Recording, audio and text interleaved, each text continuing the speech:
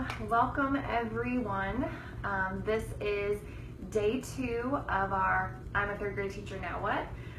So the administrators of this page decided, there's so many new third grade teachers and there's so many new teachers to third grade. So you might have been teaching a long time, but maybe this is the first time you've been teaching third grade. Or maybe you're just a veteran teacher who just needs new ideas, because I know I do. I go on Facebook pages all the time. You guys give me such great ideas.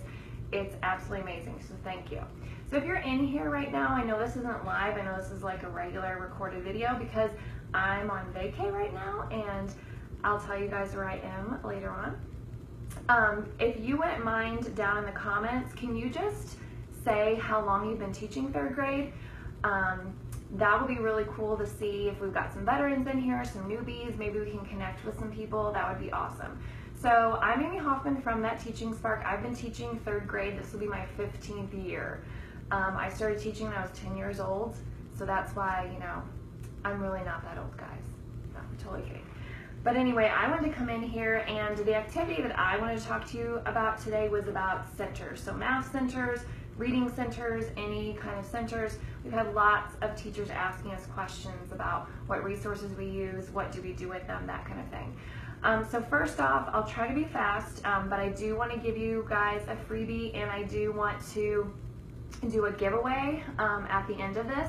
So make sure you're commenting below and liking this so that you can be entered into a drawing for this entire pack that I'm talking about today, okay? So to start off, centers, you can get them from our stores. All 6 of us make math centers and ELA centers and things like that. We all are current teachers, so we are teaching in the classroom right now. We have not, we're using these activities for our children in our classroom. So they're tried and true, we know they work and everything.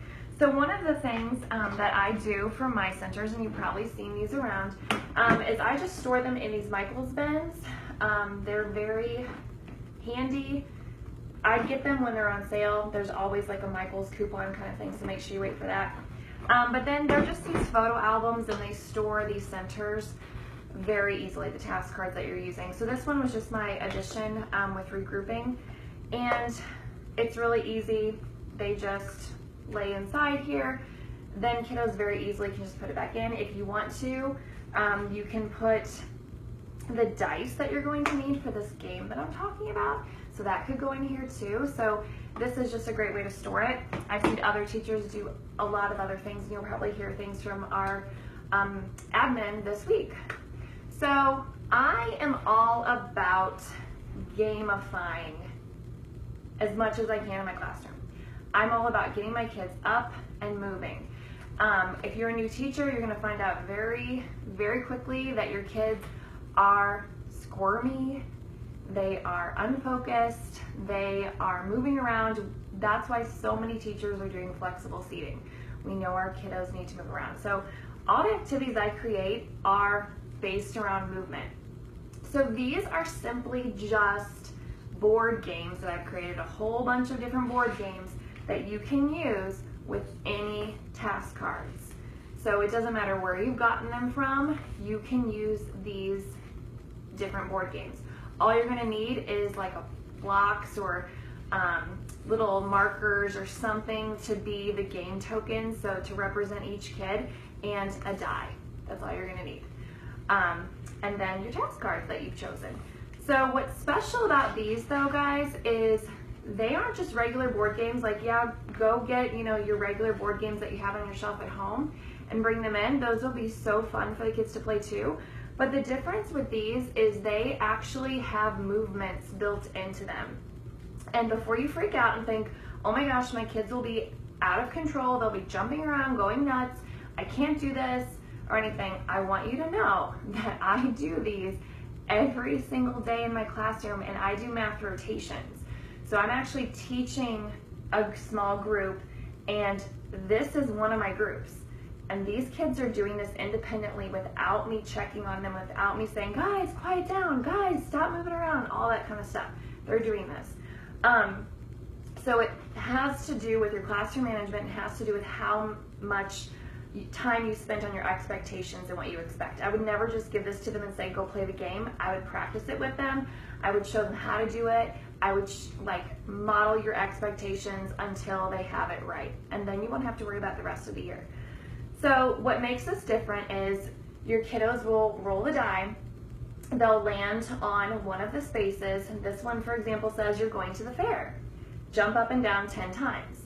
So they're going to get their task card from the little container or whatever you've chosen, and as a group they're going to answer the question. I do dry erase boards. My kiddos are always using dry erase boards, and they work together to answer the problem, and they talk about if somebody got it wrong, they talk about why the answer is correct or incorrect, what they could do better next time, that kind of thing, and then they're going to do whatever movement it says. So they're going to continue on. Everybody's taking turns. There's different things on here like you drop your tickets, do 5 push-ups. You find tickets, bend to touch your toes 10 times. So all of these have different movements to get kids engaged, excited, not just doing math problems, ELA problems, reading passages, whatever. They're up and moving and doing things. It does keep them more engaged, guys. You might think it's going to make them crazy and they're going to get off task and everything, but I have not had any issues, and I've had some big behavior kiddos in my room, and even they like it because it's something fun. They don't think they're actually working. You're tricking them, guys. You're tricking them. So these are different. There's all kinds of different ones in here for you to use. And some of them, like this one, every single space has a movement for them to do.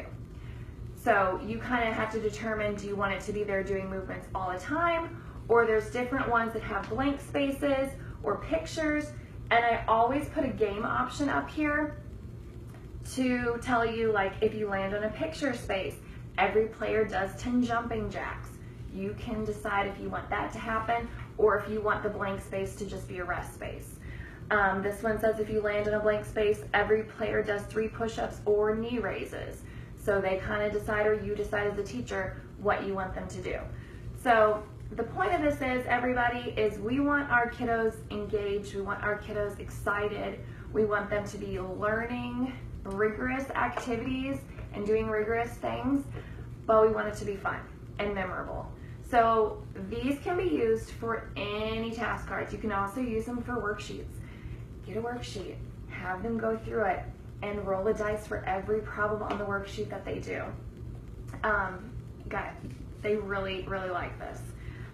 So if you haven't already commented, can you just maybe comment, like, what are you most excited about this? Would you use it in your classroom? Are you worried about something about it?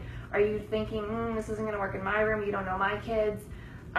Or do you think, yeah, my kids could do that? Believe me, guys, my whole team has used these, and we've all had all kinds of different kiddos. So again, it's all of how you present it and model it and explain your expectations. So I want to be able to give this entire thing away. There are so many games in here, and I just rotate them in and out of my stations. I might have 1 game a week. I might have 3 games a week or something like that. I don't just use 1 game forever. That would be so incredibly boring. So comment below, and then I'm going to do like a random number generator once I count up how many people have commented.